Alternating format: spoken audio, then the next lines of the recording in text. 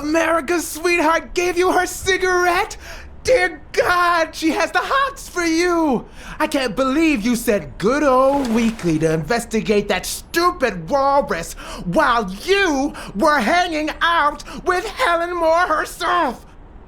So, what do you say, you and me, we change places next time, huh? Your turn. Now tell me, what did you find out? You're gonna love this.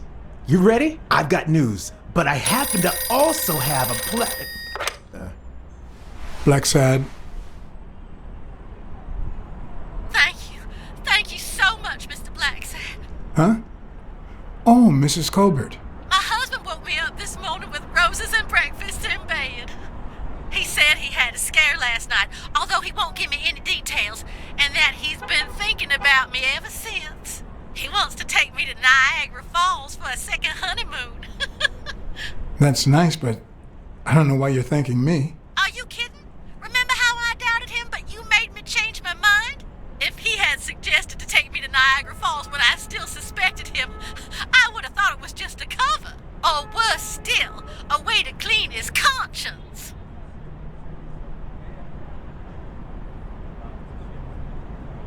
Well, I only did my job as honestly as I could. Enjoy your marriage. I hope you and your husband are happy. Well, that's all I wanted to say. Send me your bill when you can. You're a good man, Mr. Blacksad.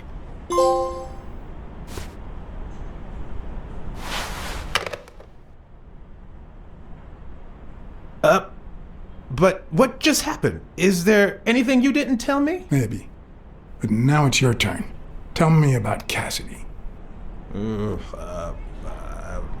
Come on, spit it out. I didn't find anything suggesting that Cassidy had anything to do with Dunn's murder, but...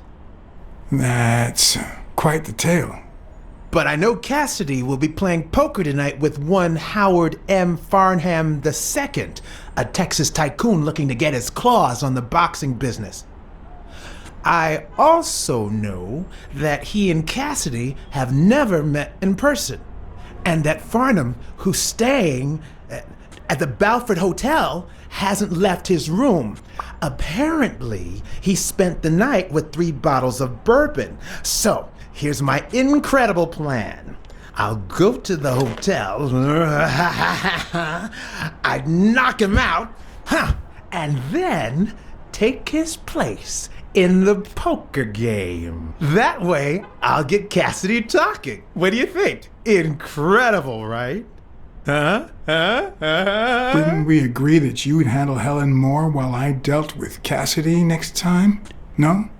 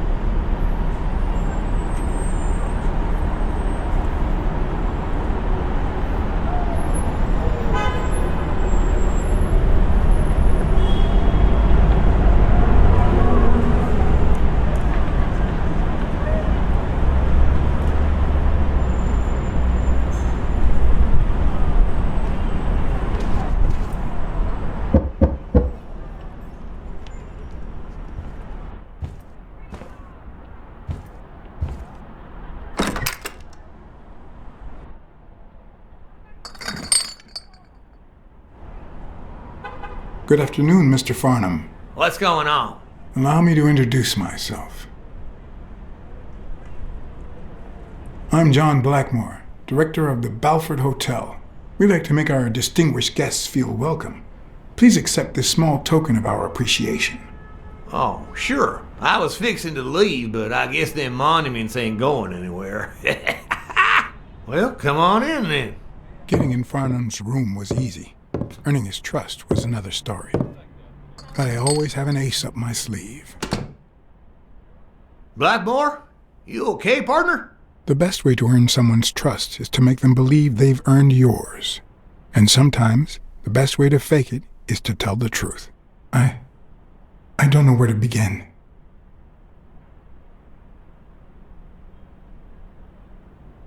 I accepted money I don't deserve, and now it weighs on my conscience. Let me tell you something about life and business, son. Our Lord didn't separate his creation into rich and poor just for the fun of it. If a man has the money, that's proof enough he doesn't deserve it. You hear what I'm saying? One of the tricks of this trade is to be wary of the biases we all have. They cloud our judgment and blur the person in front of us, painting them with the shades of our preconceived notions of who they should be. But every once in a while, you run into someone so locked in personality that they can only be regarded as a stereotype. Farnham was a disgrace, not only to himself, but to Texas and the entire human race. To think I had to impersonate him. I wish I was like you. You seem so content, so free of burdens. Stop right there, partner. You think this old dog don't have ticks? Let me tell you something about my first wife. Woo-wee! Once I had gained Farnham's trust,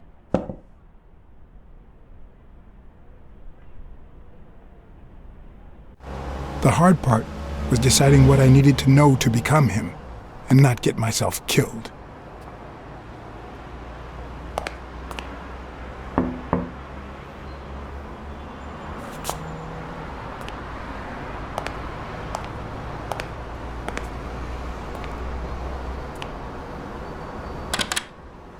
What can I do for you, sir?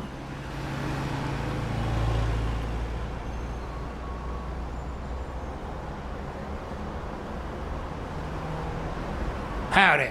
My name's Howard M. Farnham II. Okay. Should I know you? What can I do for you, sir? I'm here to play me some poker. You got the wrong place, sir. Did you miss the barbershop sign above the door?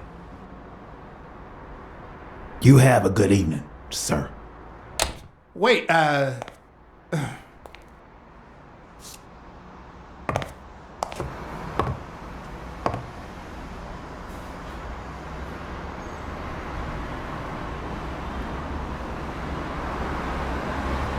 The hard part was deciding what I needed to know to become him and not get myself killed.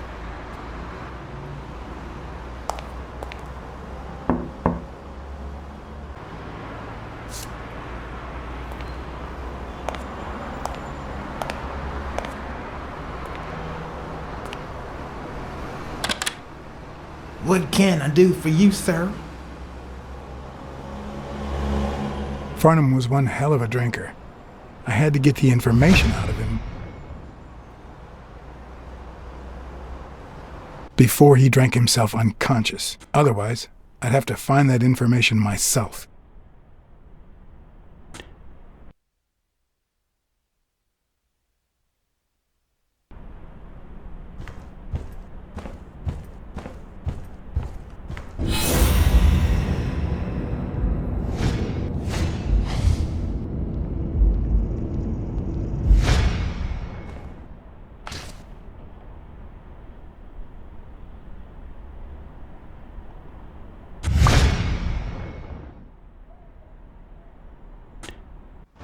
yes, I got a Vietnamese shave last night. Oh, please, come in.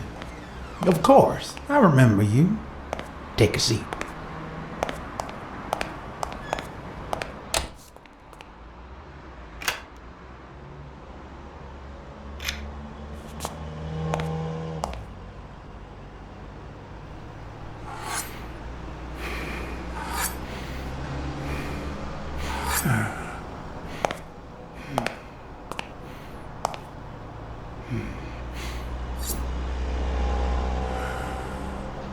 I'm sure you'll understand we can't be too careful. Our host has many enemies, and someone has to keep them at bay.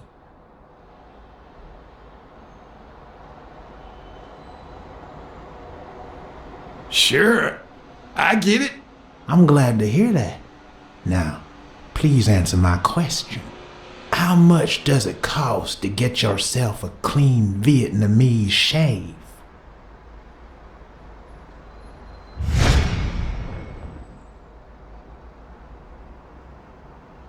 And then, sure enough, Booth put the nail on the coffin of my first marriage.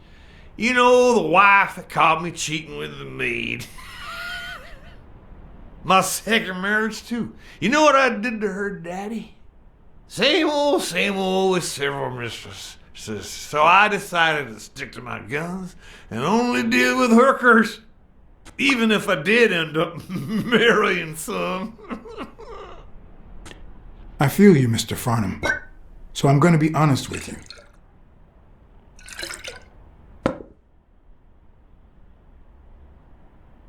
I spent all my savings on poker, and if I had any money left, I'd spend that too. Poker's not the trouble. It's the play with no bills in your pocket that's the trouble. Oh, trust me, I had plenty of bills. Come on now. You ain't got a pot to piss in, son. I just paid 10 years worth of your salary fixing to play me some poker, and that's no more than petty cash to me. Petty cash, to be honest. I asked you how much. Of course they gave me my receipts. These things I am, boy. Wait, I'll show you. I got it somewhere. Just a sec. I'll get it. I just put it over. I think he's. I'll be right back.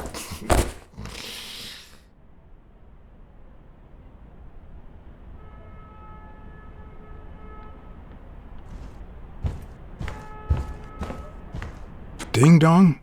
Interesting name for a town.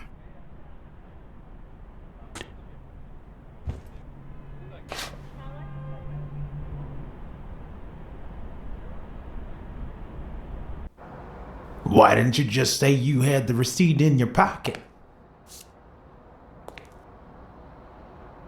I'm almost certain, but tell me, who told you to come to this barber shop?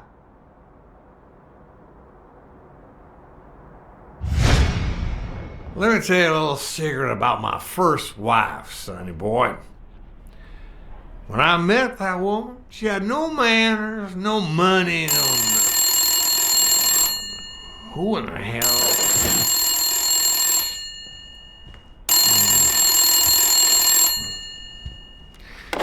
Farnham.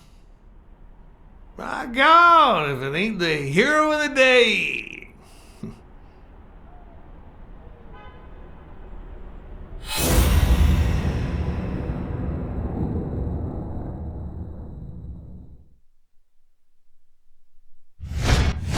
I probably don't need to imitate his gestures during the game, but it certainly wouldn't hurt to try.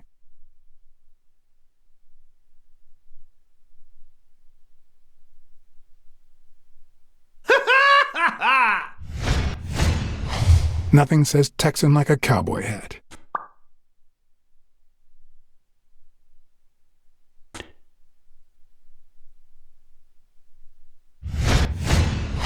With this and that hat, I'll really look the part.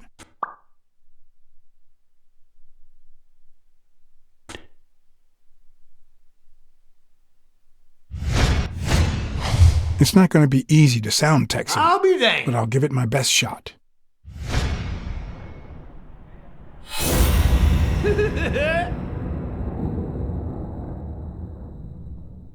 Yes, sir. New York City.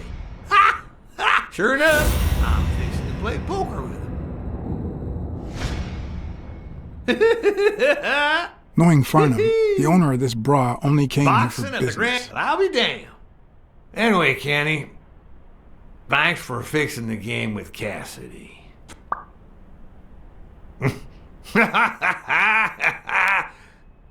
God bless you, brother. The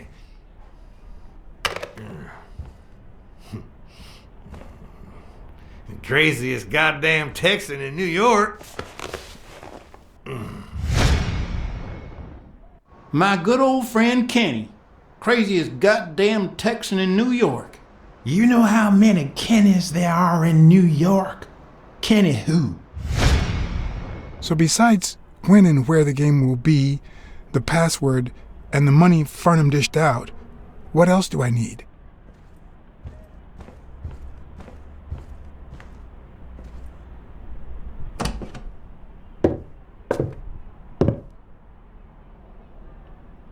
Luckily, there was only one Kinney in Farnham's address book, Kinney Eakes, residing at...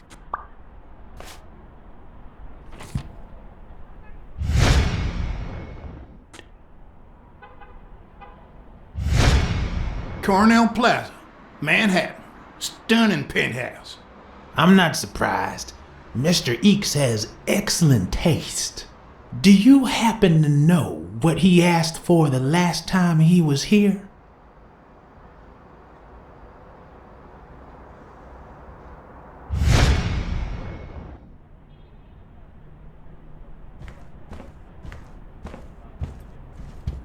Ding Dong?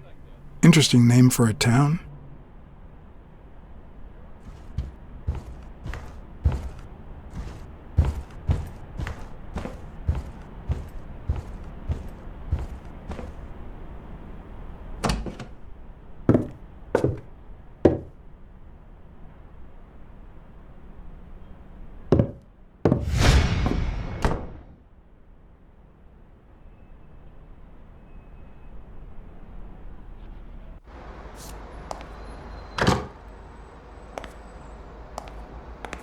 Don't tell me, Billy Bob.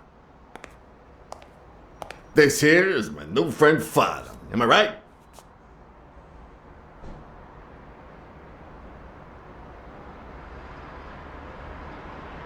Sure enough, your barber was fixing to give me a shave. You can get a good shave at another time. Billy Bob is always at our beck and call. Of course. Hey, come on. Let's get in there before they finish all the bourbon without us. I haven't frisked him yet, sir. I don't think that'll be necessary. Mr. Farnham here, he's an honest Texan. And I'm sure he'll hand over his weapon if we ask him to. Right?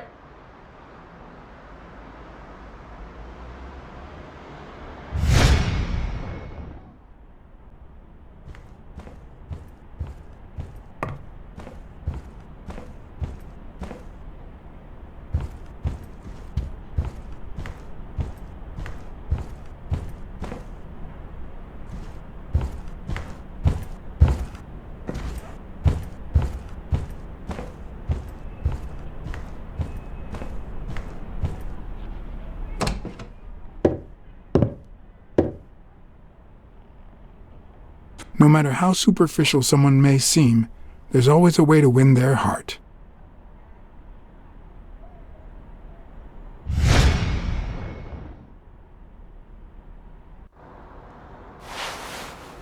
It'll be my pleasure.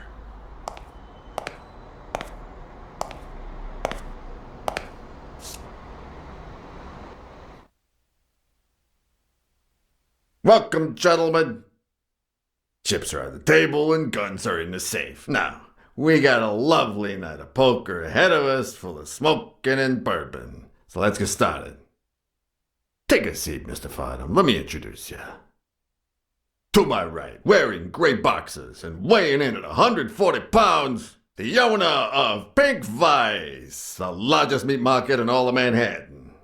In other words, a real son of a bitch. No offense to the women he exploits. Our reigning champion, Oswald Quince. A title I aim to keep, provided our new contender here doesn't interfere.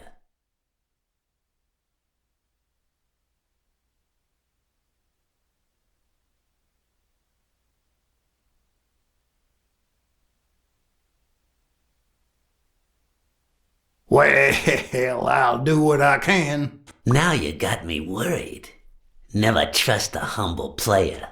The truth is that our friend Farnham owns the largest and, I dare say, most entertaining establishment in Texas. Really? So we're colleagues then? Yeah, you wish, Quince. He owns a casino. Damn. And it's not even in Austin or Dallas. It's actually in a little town called, what was it? darn it. I looked it up the other day. Had a funny ring to it. I hate it when this happens. I thought they moved all Texan casinos to Vegas, where gambling is legal. You mean Ding Dong, Texas? Ding dong! That's it.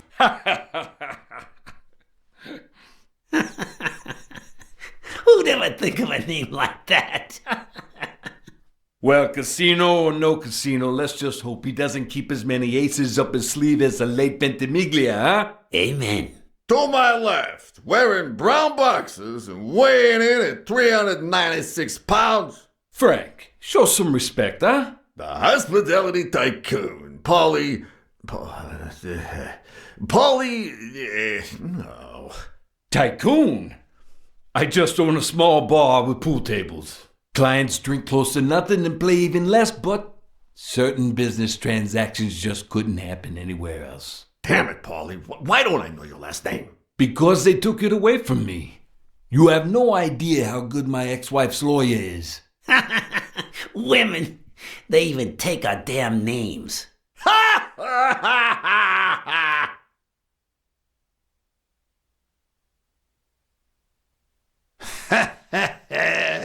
You're too much, Paulie. When you're done sightseeing, why don't you drop by La Iguana for a game of pool? And I'll buy you a drink. But I have to warn you, my clientele isn't crazy about furry fellas such as yourself.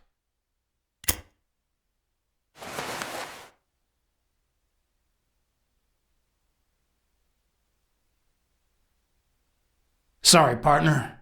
I can't stand pool. Well, then just come down to drink and drink some more. Well, looks like Farnham won't be venturing into the pool hall business anytime soon. This guy here wants to start a boxing association in Texas, and guess who he's turning to for advice? To be honest, several things got me worried, so I'd be much obliged for any counseling. So, what worries you?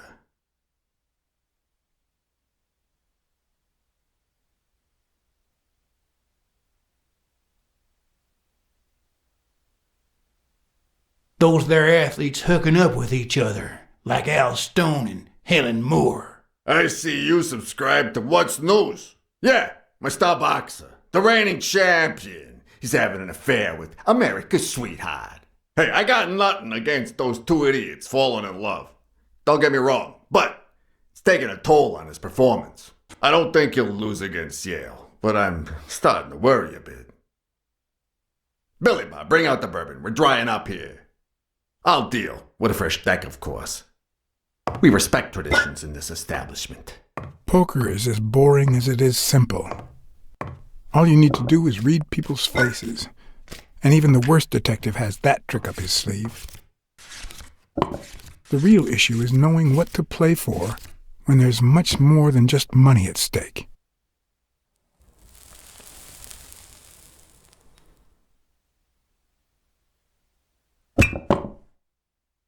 Damn it! What again? How many games have you won in a row, Quince? And here I was hoping that Farnham would steal your championship belt. I don't think he'll need a belt, especially if he ends up losing his pants. Mark my words, Farnham will be calling his wife before the night is over. Ha! Oh, hey, by the way, did you guys hear about Kenny's wife? Pretty tragic, huh? What happened? Oh, plain bad luck. Hey, but Farnham, I'm sure you know more about it than I do.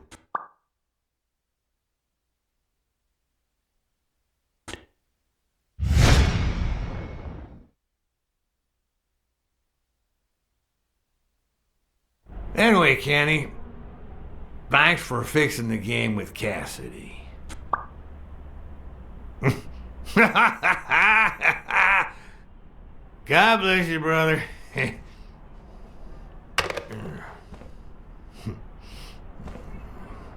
craziest goddamn Texan in New York.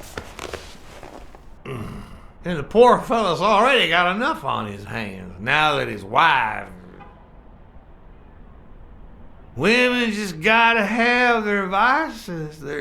But she's in a rehab clinic now, hooked on tranquilizers and all that.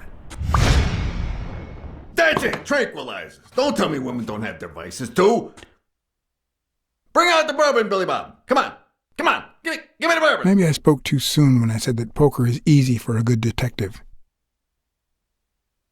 Even when you play to lose, it's best to win the occasional hand to avoid suspicion. But with Quince, it was just impossible. Well, I'll be damned. I don't believe this. See what we mean, Farnham? I still don't get why you keep coming for more, boys. I'm starting to think you all lose on purpose. In which case, you're about to have a blast. Poor Farnham. Came looking to make big bucks in the city with his boxing, and he's gonna lose it all with poker. I hope your counseling will make up for it. Yeah, so how can I be of help?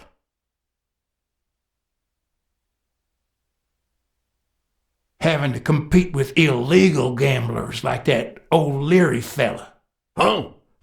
One would almost think that you live in New York, my friend. That son of a bitch killed one of my men and left the poor bastard on my damn porch. But he's a goner now. Ever since the sport got put on TV, people want a fair game, honest boxes, and no shady business. You can't break the law anymore like before. Nowadays, you gotta bribe those big network executives to negotiate for broadcasting rights. Homicidal boxers like Bobby Yale. Ha! That's some piece of news, huh? Hey, I don't know if he did it, but the real problem is that the fight against my champ Stone might not even frickin' happen. The good news is that I've almost convinced the governor to let him out of prison on the day of the fight. Under police escort, that is. I bet you the audience gets a kick out of that. Come on, let's steal another hand before Quince accuses us of trying to break his winning streak. Ain't gonna happen. Gentlemen, I suggest you never tell your sons about this game, unless you want to lose their respect. Wait, you mean our sons actually respect us? I hear you. There's no way to set boys straight these days. They don't even respond to a good old beating.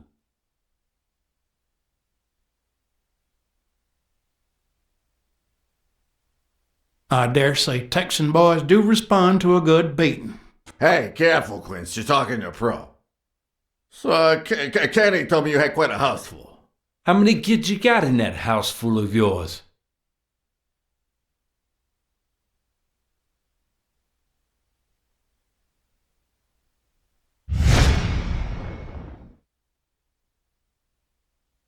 No, that son of a bitch was about to choke on his own vomit.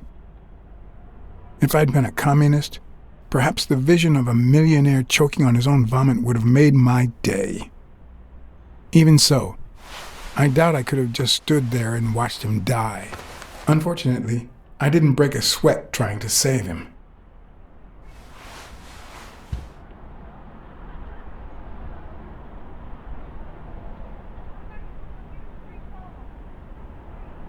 How many kids you got in that house full of yours?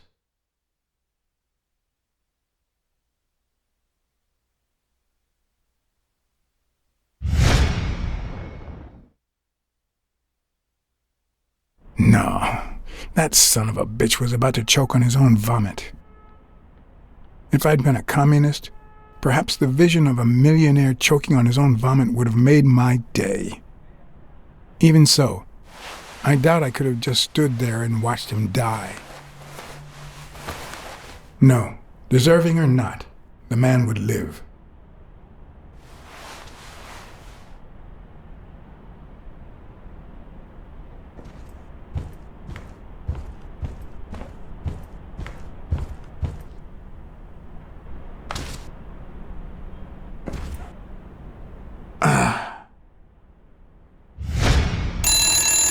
Six, well, that's something. I don't know how you deal with all of them. All boys?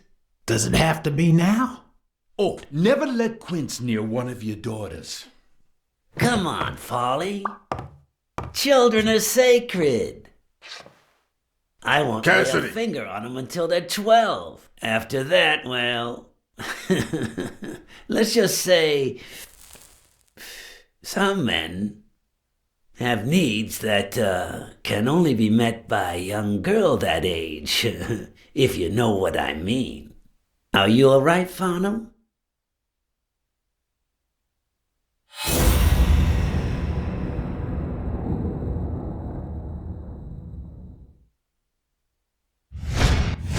That damn eagle represents the lowest scum of our society.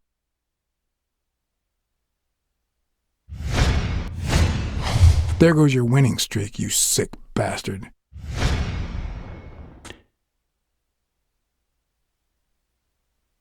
Sooner or later, the police are gonna bust your ass. Quince. What the hell are you talking about? I bet you're as bad at hiding those poor girls as you are at keeping that ace up your sleeve. What? You lying piece of shit? Quince! Don't believe a word he's saying, Frank.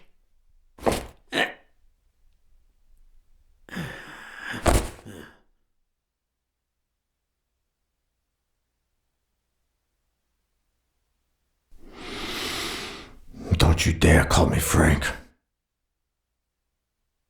Billy Bob. It's 500 more. Huh. For washing up. It's a deal.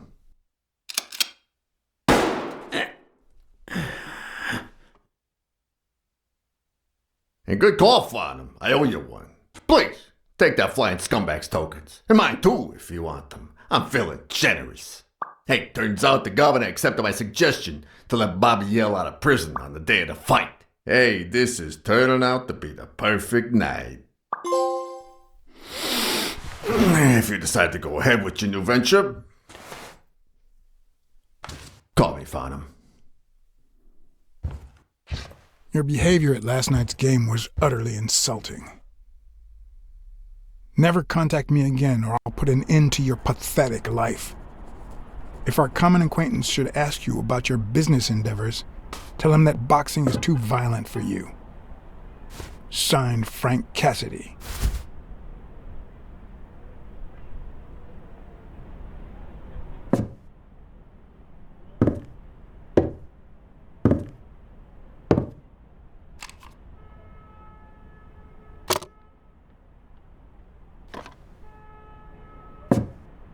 My own tracks would be covered the following morning when Cassidy read this note from Farnham.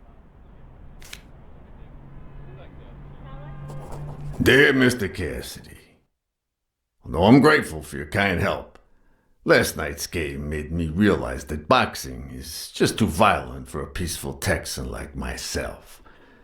I have decided to invest elsewhere. Yours sincerely, Howard M. Farnham II. Damn Texans.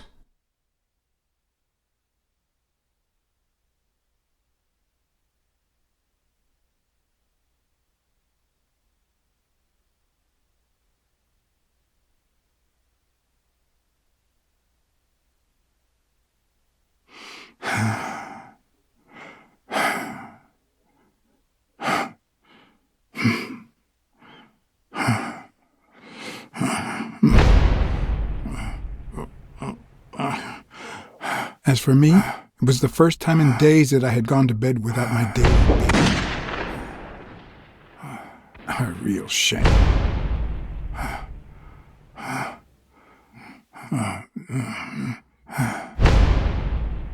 Nothing like a bruised body to help you to sleep like a baby.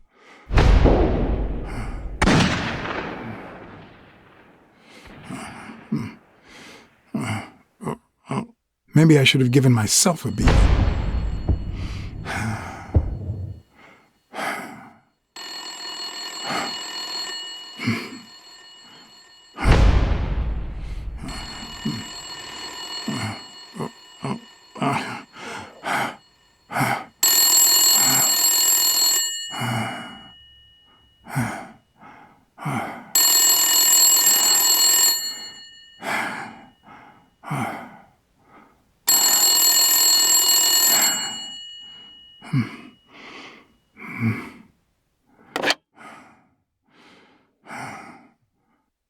Blacksad. Finally, I need you at the gym. Now, please.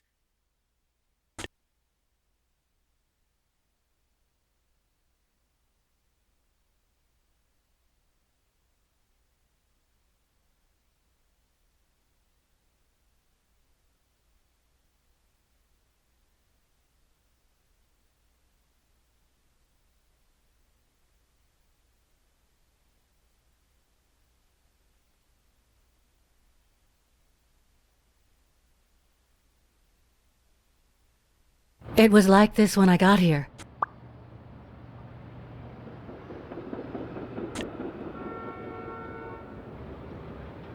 When did you get here? I've been calling you for over an hour. Calm down. I'll take care of this. Had you already finished looking through these papers? I wish. Well, I guess you'll enjoy sorting all this again.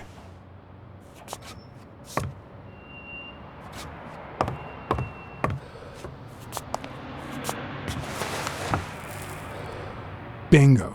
What is it? Nothing. Just a freshly signed contract.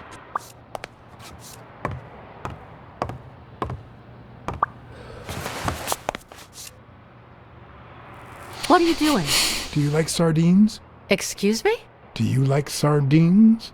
Ugh.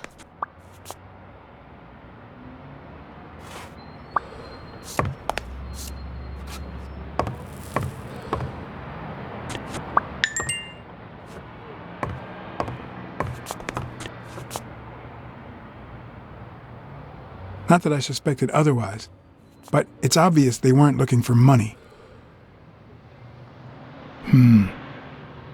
Looks like the burglar isn't interested in bureaucracy. Did they take anything? No, although... When you went in the hospital room to get your purse, did you get the gun as well? Yes. Isn't it there? I put it back.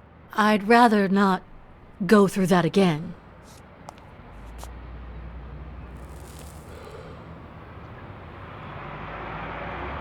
That's too bad. It looks like they took it.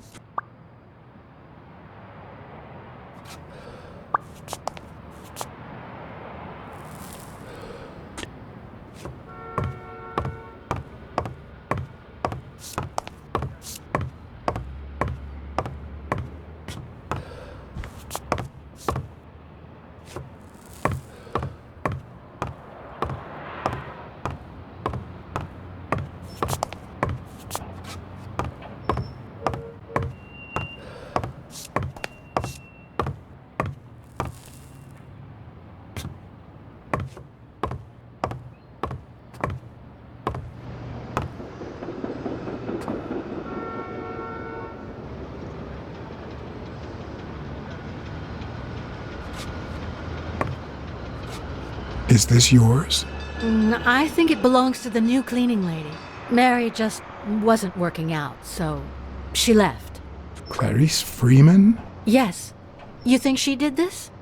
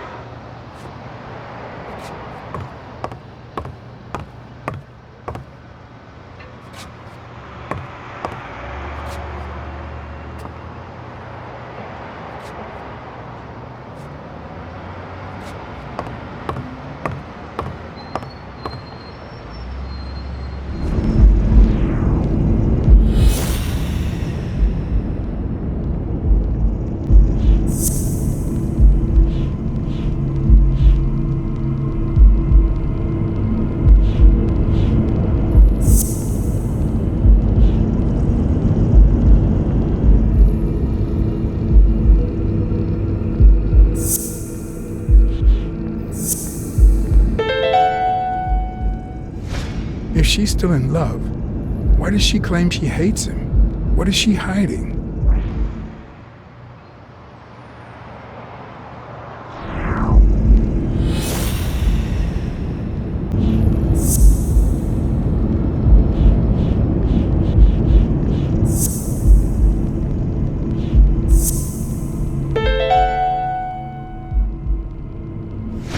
It looks like O'Leary has rigged the fight between Stone and Yale.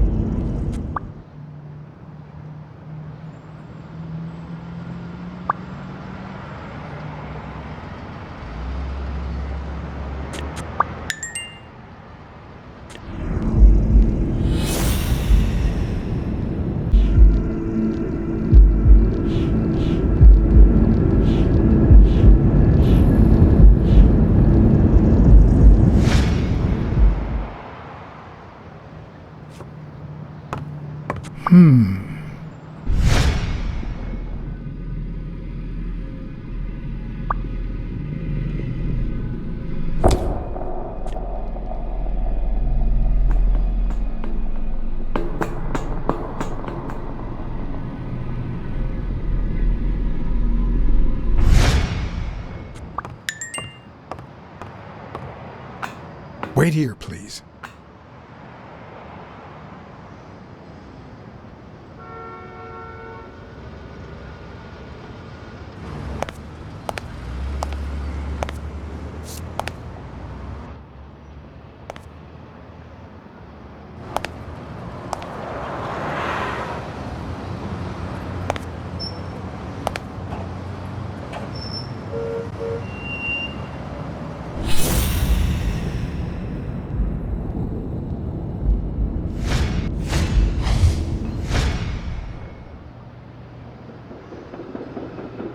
Ah, damn.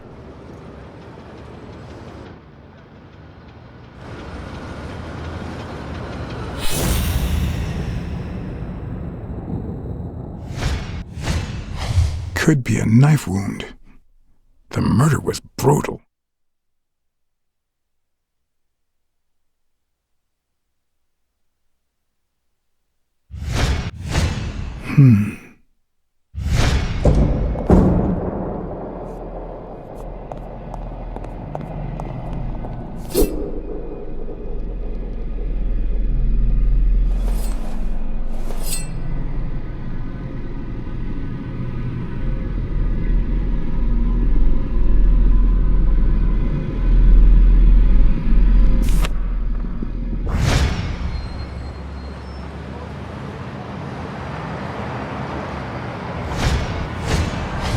I can just picture her saying, "Honey, I found a job.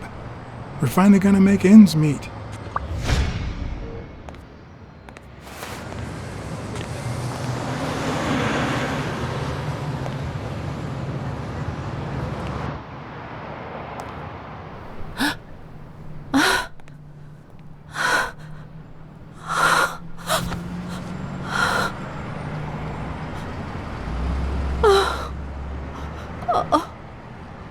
I want you to call the police, Sonia, and then go straight to a friend's house. Don't even think about going home, and definitely don't come back here. I'm staying at a friend's house. I haven't even set foot in my father's place yet.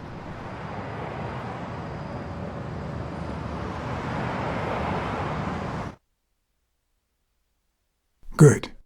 Do you have the keys? If the murderer didn't find what he was looking for, that might be his next stop, if he hasn't been there yet.